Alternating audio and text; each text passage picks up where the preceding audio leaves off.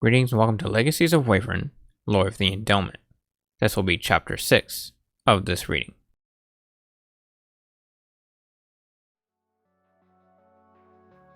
It was odd knowing that Zaec and Ceos actually cared for those annoying humans, but I still needed them to help out.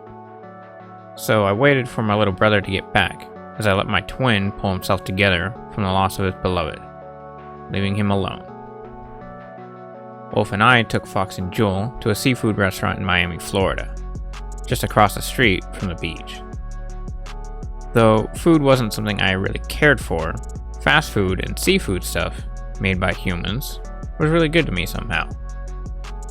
One of the small things that I loved about humans, they were the only ones that I knew who could make good fast food, seafood, and that amazing type of drink, soda. Never had soda until Earth, and now I can't stop drinking the stuff. I sat at the outside table farthest from the restaurant and had a small amount of food. I had a large plate with 2 lobster tails, 2 handfuls of breaded shrimp, 5 crab legs, a handful of grilled shrimp, and a large smoked salmon with what could be classified as a jug of soda. Yes, that is small. Sort of. Back in their so-called land of the free, as much bullshit as that was, the weather was still perfect to my liking.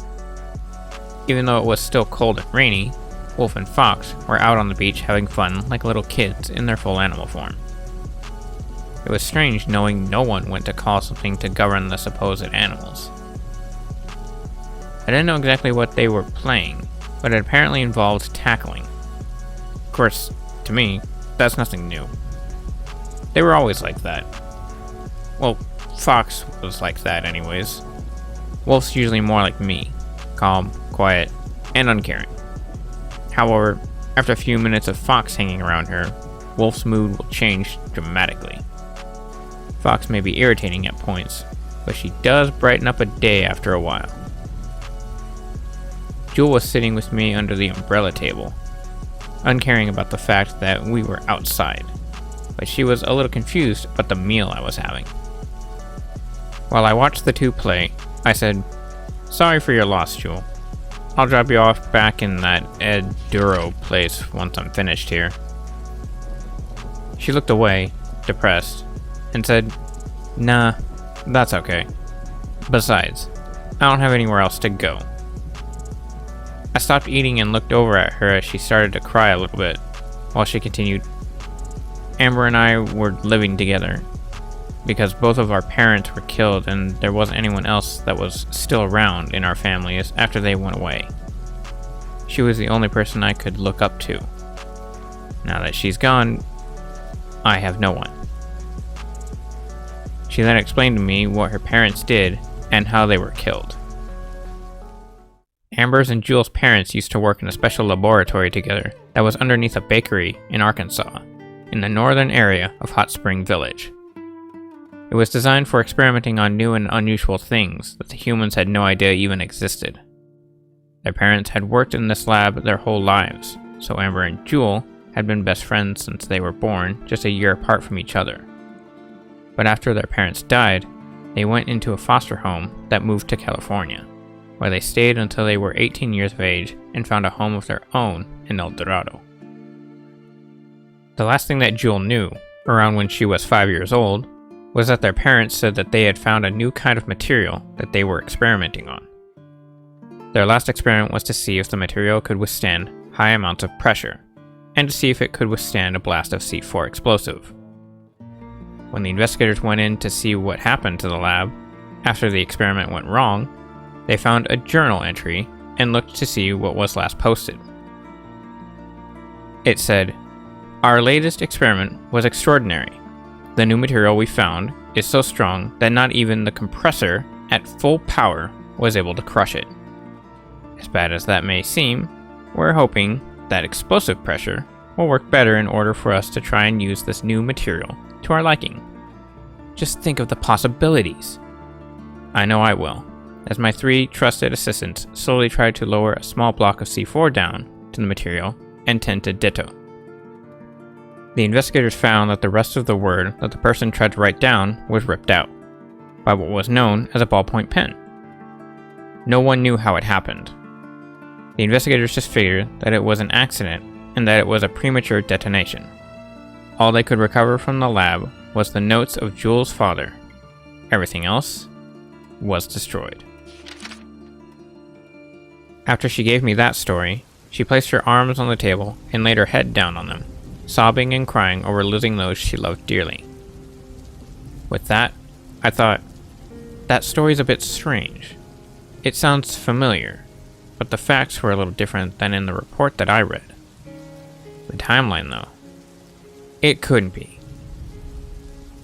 I then asked, "May I ask, how old are you?"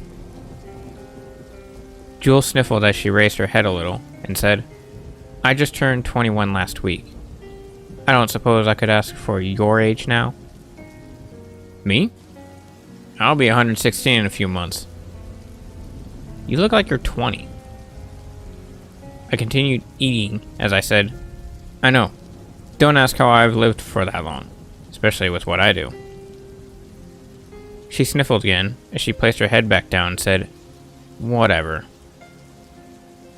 As I continued eating, I thought, so that was the lost castetic crystal report 16 years ago. The report said that the explosion was from an energy blast from inside the laboratory, and that the crystal was lost, possibly destroyed. Not only that, but the report only showed 3 deaths, 2 female and 1 male. But how could it have been on Earth? I don't remember reading in the report that it had to do with this planet. I then stopped eating and realized, wait, it was reported in an unknown area. I wouldn't have expected Earth to be involved in some way then. But who was the one that left the explosion? That's when I realized who it was. Rufus Chalice. That bastard. Rufus was a Kexan and a scientist for father, but was dishonored because he was caught trying to overthrow him to gain power and his own empire. He wanted to test out how to use castetic crystals, a powerful material that we found on Cormor-X that we as Kexans, even with our powers, could not create or alter to our liking. Castetic crystals were so far the only other material that could damage and destroy boulder metal, along with the fear that they could kill Wavryn life without total obliteration. Something about disabling our regeneration powers. However, it was very hard to find castetic crystals, even if we hollowed out an entire planet to try and find it. Not only that, but they were impossible to use. Rufus also wanted to find a way to use the castetic crystal against Father, so that he could become king. Alas, he was banished from his right to continue his work. However, he knew that I was not informed at the time. I didn't want to waste my time in the godforsaken and boring meeting that he had to go to, announcing that he was banished. So Rufus used that information to his advantage. That bastard. From what I know, he last reported himself leaving to an unknown facility that was containing the crystal with 3 other scientists. I didn't check to see if the other 3 were of another race, because that sort of thing didn't really happen usually. Scientists from around Wavryn always team up with their own kind. I then thought, if he doesn't have the crystal, that means he either thought it was lost, he found he couldn't use it, or he had no use for it anymore. That doesn't make any sense. Then again, nothing Rufus did make sense. He's always been a halfway man, never finishes what he starts. What a shame. Which means if he is one of the parents, then either Amber or Jewel isn't entirely human. I had a feeling someone was going to find themselves in a place they didn't want to be. Zaec was going to have some explaining to do. As I got done eating my food, I raised my plate to wave down the waiter and yelled, "Excuse me, can I get another plate just like this one?" Jewel stopped crying as she looked over at me and, with an irritated tone, asked, "How the hell can you eat so much? And how the hell can you eat outside in this kind of weather?" I placed my plate on the table as I looked over and replied, "I don't know. Maybe it's because I can't get enough of your guys' food?" Like that explains it. Plus, I like this weather. I thought you guys said that you didn't need food to survive. Well, yeah. But we still like to eat every now and then. Makes us feel good. And it's so good here, I can't believe it. Well, the fast food and seafood is anyways. The other places, though, they're nasty. I can't stand them at all. Like that fucking 24-hour American restaurant you guys have here. As the waiter placed my new tray down and took the old one, I said, seriously, that place, every time I'm in there, has always been empty, no matter where you go or what time you arrive. So why hasn't it been taken out of the business world? That's what I'd like to know, man, the waiter said. I quickly turned to the waiter and said, thanks for the plate. No problem, dude. As he walked away, he said to me, I like your coat. Thanks, I said as I turned to start scarfing down my next meal. Jewel lifted her head up and placed her chin on her forearms to watch Wolf and Fox play, while she asked, do they ever stop playing? I don't know, I murmured with a bit of food in my mouth. You shouldn't talk with your mouth full. Idiot. I finished my second plate of food fairly quickly, then a loud crash came from behind me down the street, along with sirens that sounded as if they were getting closer at an alarming rate. I placed my plate on the table from holding it up at my face, and jerked my head to my right to see over my shoulder as I listened in on what was going on. A very large white diesel truck was speeding down the roadway, swerving all over it with about 5 police SUVs trying to follow it in front and from behind. Every now and then, as the truck swerved, it would hit some parked cars along the side of the road, either tossing them into other cars, buildings, or crushing them all together. The truck seemed to accelerate every time the driver tried to straighten it out. Then it would hit the slightest bump in the road and start veering off to the sides again. It also had a loud metal grinding sound coming from its tires whenever it straightened out, which grew louder as it got closer. Jewel quickly looked over at the runaway vehicle and asked, what's going on? Did someone jack a truck? No, I said, wiping away some of the food from my face with a napkin. Afterwards, I tossed it down onto my plate, then reached to grab my right-hand pistol on my coat's left arm as I continued, the sound of the metal grinding upon metal coming from the tires is an indication that the brakes are very much out. I pulled my pistol out of its holster, but kept it near my arm, under the table, and near my stomach as to conceal it slightly, while pulling the hammer back with my thumb. Jewel looked at me confused, then glanced underneath the table for a second, hearing the hammer being clicked back. With that, she looked back up at me and asked, what the hell are you doing? Shot it, I calmly said as I waited for the truck to get closer. Once the truck straightened out again, as it drew closer towards me, the driver applied the brakes one last time. As the truck sped by, I swung my pistol out towards the left side tires and shot around the rims where the rotors were, just as the brakes were applied. While the truck passed, I had fired 4 rounds into each of the brakes, bending the rotor to jam against the calipers and causing the left side tires to lock up. The truck swung to the left with a loud screech and whipped the trailer it was pulling around to the right, smashing all the cars and light poles at the edges of the roadway and sidewalk. The truck finally came to a stop at an intersection 5 blocks down the road, where it had slammed and jammed up against several things. One large car parked on each side of the road, a mid-sized tree, and a stoplight. The patrol SUVs then came to a screeching halt, and 4 officers from each one jumped out, while withdrawing their pistols and aiming at the driver as they yelled for him to get out.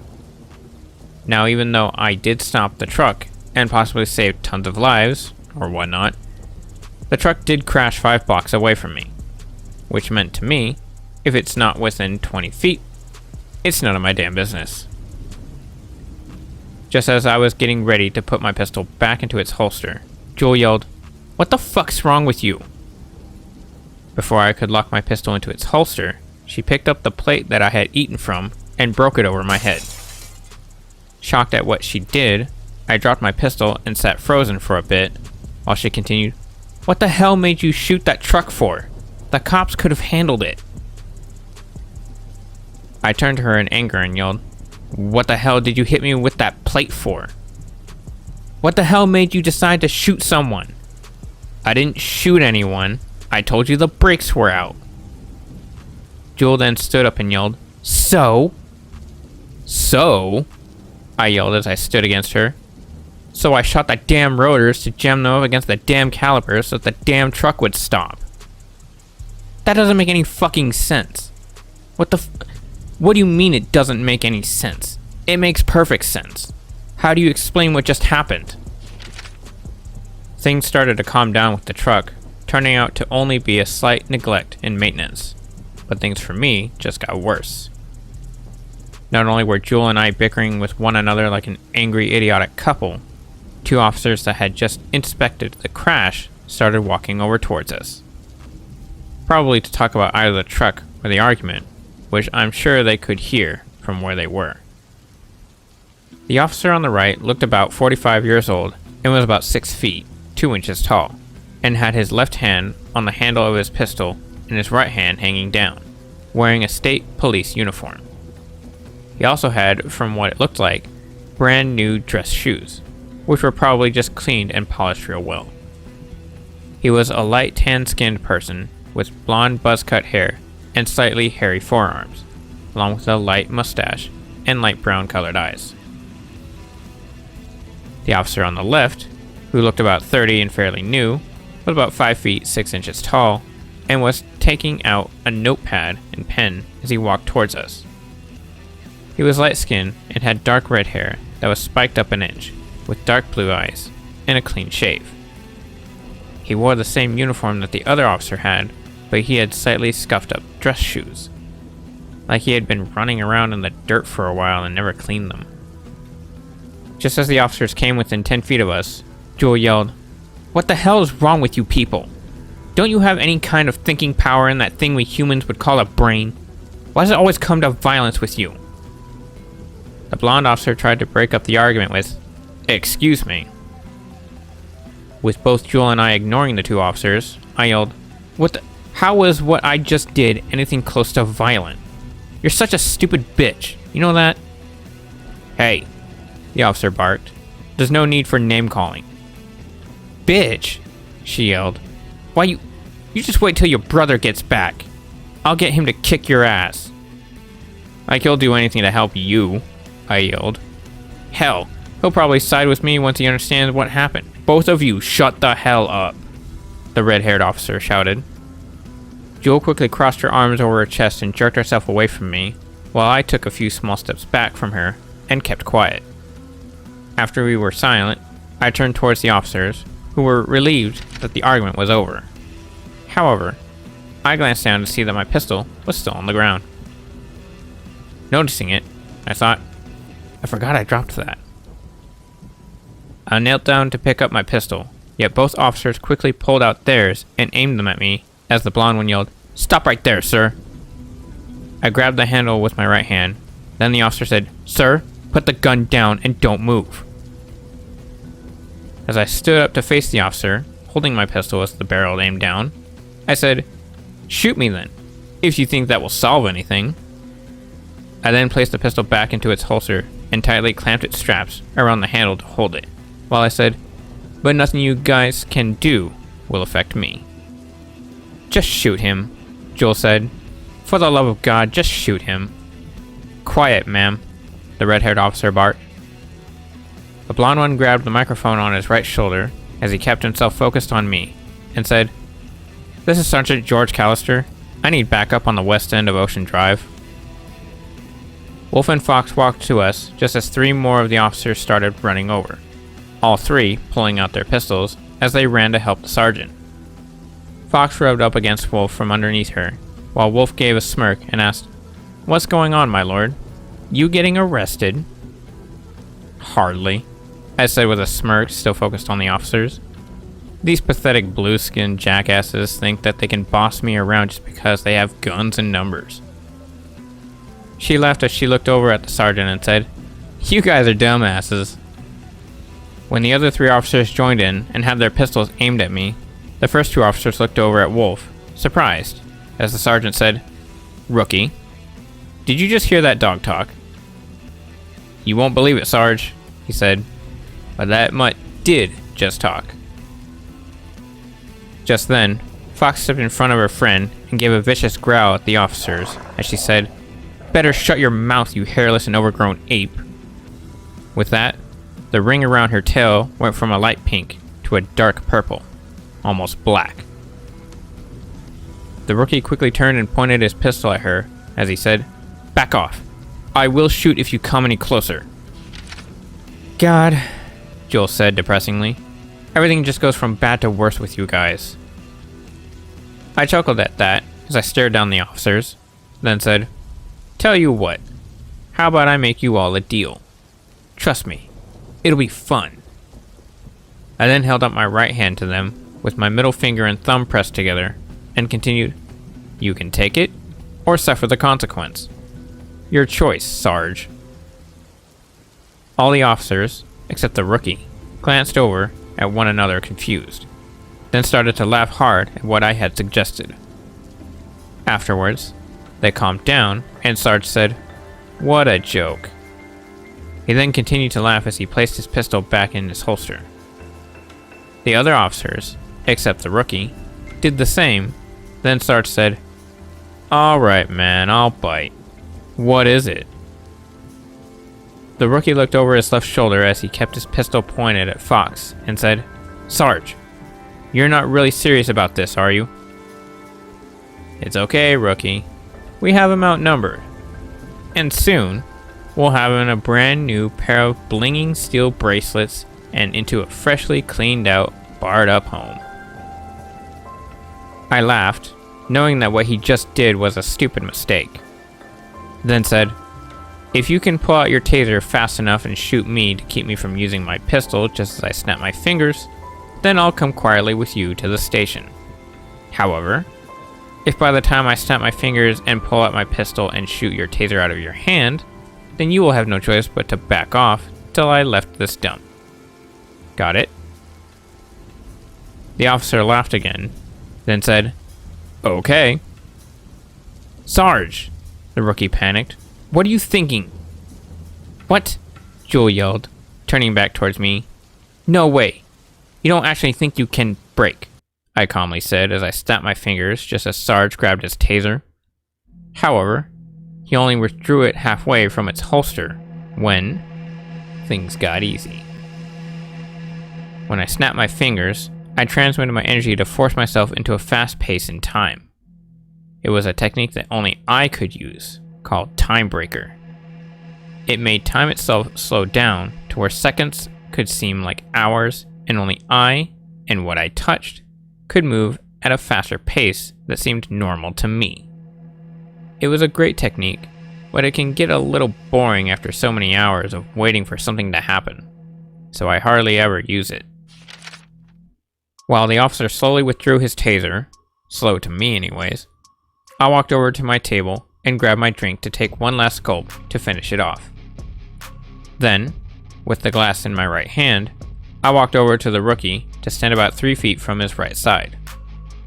I looked over to my left to see if the sergeant had drawn his taser yet, but it was still only halfway out of the holster. I turned back and shrugged my shoulders as I started turning the cup in my hand, trying to think of where I wanted to throw it. I felt like seeing what Fox would do to the rookie, so I threw my glass at his pistol as hard as I could so that she would have an opening.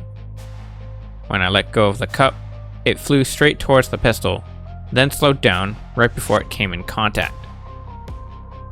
I chuckled and looked up at the rookie's face, noticing something in his eyes.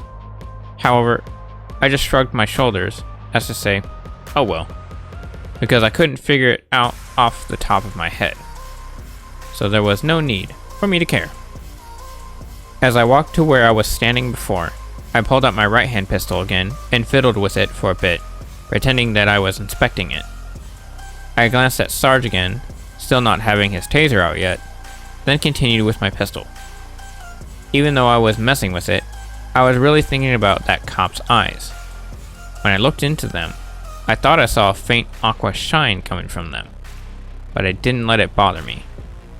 If I couldn't find out what was up with something within the first 5 seconds, then it was just best for me to forget about it. I waited around for Sarge to have his taser just barely out of its holster. Then I twirled my pistol backwards by the trigger guard for a couple seconds just to show off. After a few flips, I gripped the handle and quickly shot one bullet at the top of the gun near his hand. The one bullet slowed down just a couple inches away from its target.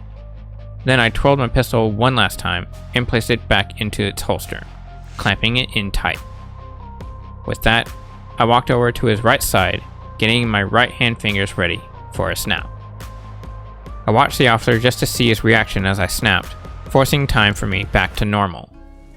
The bullet I fired hit his taser out of his hand, and the glass cup hit the pistol in the rookie's hand, scaring him and making him lose his concentration on Fox. The sound of a shot was given out from where I had fired my pistol, signaling Fox to jolt forward and grab the officer's pistol with her teeth. She gave a loud snarl in her motion, then jolted back next to Wolf and turned to face the rookie again, slowly crushing the pistol in her mouth as she continued to snarl. Sarge gasped at what I had done. Then I said, "It's over. You and your pathetic colleagues are no match for me. Just leave. Then maybe I won't break your legs and force you to walk home." Shocked at what had just happened, the officer fearfully whispered, "Impossible. There's more." I turned towards him slightly, confused at what he had said, and asked, "More? What do you mean?" The officer glanced over to his left at the rookie, then back at me and asked, "What do you call that thing you just did?" Why would a human want to know? While Fox stared down the officer, she shouted the pistol in her mouth. Then with an evil grin and sinister chuckle, she swallowed most of the parts she had whole. She also placed her right front paw on the broken handle of the pistol and crushed it into even smaller pieces. She barely put any pressure on the handle, and in a second it shattered under her. Then she said, "I promise you, if it really comes down to it, I'm gonna do the same thing with your skull." The rookie clenched his fists as he took a step back with his right foot and said, "Trust me, that ain't happening, bitch." I looked over at the officer and noticed that, even though he had a taser, he was very willing to fight with his bare hands against Fox. I got a glimpse of the rookie's eyes, which had turned from dark blue to a bright aqua that shined slightly, the shine being nearly impossible to see. The rookie jolted over to Fox and kicked her with his right foot, sending her flying through a parked car in the beach's parking lot and halfway across the beach itself, finally slamming her into the sands. Wolf went to bite his right leg just as he placed it down, but the rookie turned and kicked her in the stomach with his left foot and sent her into one of the buildings along the side of the roadway. When he turned around to face me, I quickly sidestepped to my right and reached for my left-hand pistol to aim it at him. I shot his right shoulder twice to stall him, so that I might get some answers out of him and find out what was going on.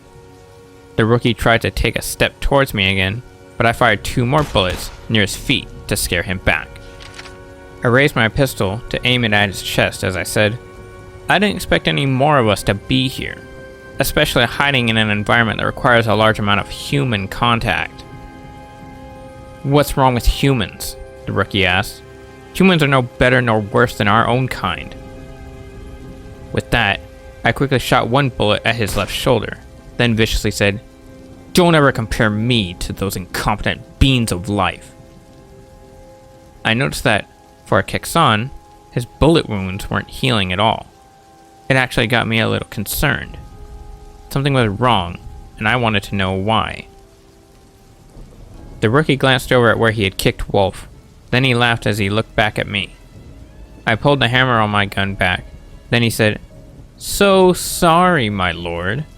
I didn't know that you were of royal blood. If that's the case, then allowed me to reintroduce myself. He raised his right hand to place it over his heart and bowed slightly, while he moved his feet together and said, "My name is Rufus Chalice, rookie rank of the state police force and an ex-Texan." I was slightly surprised at what Rufus had said, but I didn't show it. "That's right," he continued. He raised himself back up as he placed his hand down and gave me a smirk and said, "I am a renewed and enriched human to this world that we call Earth. I have transformed myself into a new breed of human, one that has knowledge beyond any normal being of life. By doing so, I was stripped of my advanced powers and strength, a price I was more than willing to pay. And even though I was torn from most of my own kind's natural abilities..." Rufus then raised his voice viciously as he continued, "I became something far more fearsome than you worthless Texans." He laughed for a few seconds as he bent his head back, which just pissed me off, and I fired a round to purposely skim past his head. Rufus then moved to look back over at me, unaffected by my action, as he continued, "Knowing that, I bet now you know why my bullet wounds haven't healed yet. But I don't need to worry about my wounds, internally or externally, because I've made a special necklace that softens the pain slightly and heals my wounds after 30 seconds. Just then, his right shoulder bullet wounds healed up completely, while the other bullet wound on his left started to heal. As it did, Rufus continued, "And now, with my new invention, nothing will stop me from becoming the most powerful being on this planet. Once I can prove that my newly created body armor can withstand and destroy anything, I shall release it to the US military, where we shall conquer the world, and soon, the universe." When I heard that, I thought, he can't be fucking serious. Is he really that stupid? If he thinks he can beat me in a fist fight, then he's got another thing coming. No one, except Eyeless, could best me in combat. However, since they were just sparring matches, he never actually took the win for them, only walked off knowing it wouldn't count towards his victories. My speed and strength outmatch anything anyone could bring forth. My accuracy and intelligence, with battle strategies or battle improvisation, were beyond anyone else's. There was almost no one who could best me in a fight. Almost. And with that said, there was no way that Rufus, some idiotic scientist, was actually going to be able to even equal me in a fight barehanded. Especially knowing that I outclassed him, even when he was a simple Texan. This must have just been a joke. A weird prank of some kind that someone set up to see if they could scare me in some way. Or Rufus was just doing it to see if I would believe his bullcrap, which obviously wasn't the case. I tried my hardest not to laugh, but a few seconds after I heard what Rufus said, I just couldn't control myself. I stopped aiming my pistol at him and began laughing uncontrollably, leaning myself forward slightly with my left arm hung down and my right arm pressed against my stomach. A minute went by, then I calmed down a little bit and said, "You're such a stupid bastard." After that, I started laughing again. Rufus got very angry at me and yelled, "Why you think that my invention can't beat a simpleton such as yourself? You're nothing compared to this armor's power." I laughed even harder as I fell to the ground and started rolling around on my back, while I said, He called me a simpleton." As I continued, Rufus rolled up his left sleeve and pressed the screen on his watch, revealing large black layers of metal that moved out from it over his skin. It moved to cover his left hand, then the rest of his body. Once done, it all formed together to look like one layer of metal wrapped around him, absorbing his clothes within it. Rufus opened his eyes, also metal now with aqua shining pupils, and started cracking some of his knuckles. It was still funny as hell because, with the metal wrapped around him, he looked like a mannequin without a mouth on his face and claws instead of nails. I continued to laugh while Rufus said, "This is my body armor. I call it dark metal. For the power of the King of Darkness, Alanu, has empowered this metal suit with its very own powers, so that it can be indestructible. But you, peasant, only know him from those fairy tales that your father and mother have told you during bedtime. The black nine-tailed fox demon, Shadow." I laughed a little bit longer, then stopped and stood up normally to face the crazy man and calmly asked, "So that thing has the powers of darkness, huh?"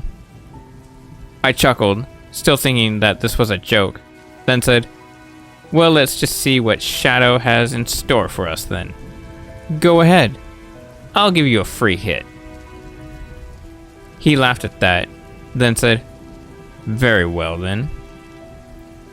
Just as Rufus stepped forward with his right foot, Fox, as if out of nowhere, quickly jumped up and slammed into him. When she did, she grabbed his neck with her teeth and brought him to the pavement. She snarled real loud, biting hard into his neck, while twisting her head around to try and rip his neck apart.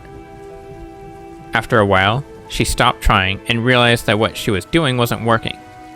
At that point, Rufus grabbed the back of her neck, pulled her off of him, and stood up. He then moved her towards him and easily flung her aside, causing her to completely go through a tree and into another car in the parking lot. Rufus turned back to me and said, "Annoying pests. Shall we continue?" A bit irritated at how he tossed Fox so easily, I said, "Okay." With that, I quickly grabbed my right-hand pistol from its holster and aimed both guns at him. I then fired over 3 quick rounds at him, with each bullet able to pierce his armor completely through. Some parts of his armor even shattered as they broke off. In just a few seconds, Rufus fell onto his left knee, gasping for air as he held his left hand at his chest. I will say, Rufus, your armor is pretty cool, but it's not that impressive. Seeing as you are human now, you think to protect yourself only against things on this planet and not things from other planets, which doesn't make it all that perfect of an invention. Now let me introduce to you my inventions, Zane and Vince. Zane was my right-hand pistol, and Vince was my left-hand pistol, both of which didn't actually need to shoot bullets. Instead, I could send bits of my own energy into the rounds, which was all I ever did. I never used anything else. The pistols then formed my energy into small blasts that could pierce through anything I targeted. Yet once they pierced something completely, they dissipated into nothing but air. So even if Rufus's armor could withstand a nuclear blast at ground zero, it wouldn't be able to withstand my energy bullets. I lowered my guns and just watched as Rufus struggled to keep his stance, seeing as some of his bullet wounds struck his knees. At the same time, he said, "No, that's not possible. Alanu and I made this armor. It can't be destroyed. I am invincible." Once Rufus was able to stand on his own 2 feet, I put both Zane and Vince back into their holsters and crossed my arms over my chest. I then said, "Don't bother. You don't have any fighting chance against me in your pathetic human form now. From what I've seen, you may be able to beat Fox in combat, but Wolf can take you without even using any of her powers, be her in her half-state or full form." To be honest, I was bluffing. Even though Rufus was weaker than before, I could sense something far greater and darker in him. I felt it could actually best us one-on-one. I just wanted him to give up. Even if it was more powerful than me alone, it wasn't going to stand up to Wolf, Fox, and me, all at the same time. Rufus laughed at what I had said as he stood up straight, then said, "I'll take that bet. Where is she? I'll let you first see the full power of dark metal before it destroys you." I gave a smirk at him, then said, "Be careful what you wish for, Rufus." Wolf gave out a loud and angry scream. Then in the blink of an eye, she appeared and jump-kicked the left side of Rufus's head with her right foot, in her half-state. She kicked him so hard that he was thrown through the trailer of the truck that crashed, through 3 other cars that were parked along the side of the road, and 3 feet deep into a cement wall that was part of a 20-foot wide pier. All in all, Rufus flew about 300 yards from where he was standing. After watching what Wolf had done, I stood staring at her and thought, that was a little excessive. But it was so cool to see. I hope she doesn't ever do that to me. That'll hurt. As Wolf placed her feet on the ground, she yelled, "That was for kicking me, you fucking douchebag." Whoa, he made her angry. This'll be fun. It took a minute for Rufus to walk back over and ready himself to fight. By that time, his bullet wounds had healed up, and he looked like he didn't have a scratch on him. Rufus got within 15 feet of Wolf, and stomped as his knuckles grew half-inch sized spikes, while his shoulders and elbows grew 2-inch sized spikes. While the two gave each other a stare down, Fox ran up to Wolf's left side and turned into her half-state as she motioned to get ready for the fight as well. However, Wolf swung out her left hand to Fox as to tell her to not get involved. Understanding what she had done, Fox slowly walked over to me and stood at my right. She then placed her hands gently together behind her back, happily watching Wolf. Noticing what was going on with Wolf and Rufus, Jewel walked up to my left side and said, "Knowing how you guys do things, I bet this will be an easy fight for her. Won't it?" I didn't respond, only because I didn't want to tell Jewel or Fox what I was thinking. I wanted to prove Rufus wrong, but I knew. Even as a human, that bastard still had the upper hand in this fight. Rufus always did, somehow, when I saw him fight. I doubt that Wolf had the power to damage him in his dark, whatever that thing was, let alone kill him.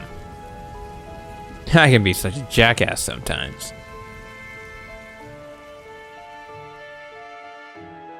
This concludes the reading of Chapter 6. Thank you all for watching and listening. If you like what you've seen and heard, there will be a link to my physical works in the description below. With that being said, stay safe, take care, and we'll see you again next week, reading Chapter 7.